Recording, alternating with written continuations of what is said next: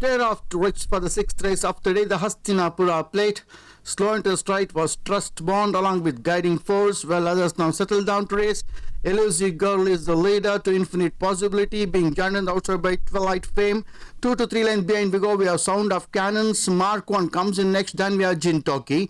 Guiding Force holds the fence, and 2 to 3 lengths behind we go, we have Trust Bond, as the horses now straight past the 1000.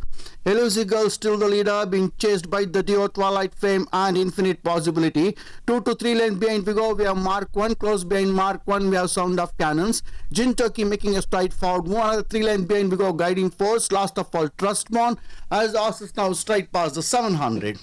They'll be soon approaching the final bend to enter into the final running. Elusive Girl towards the near side, being passed on the outside by Twilight Fame. Twilight Fame now takes over the running by about 2 in front of Elusive Girl, who holds the fence. In the center, we have Sound of Cannons.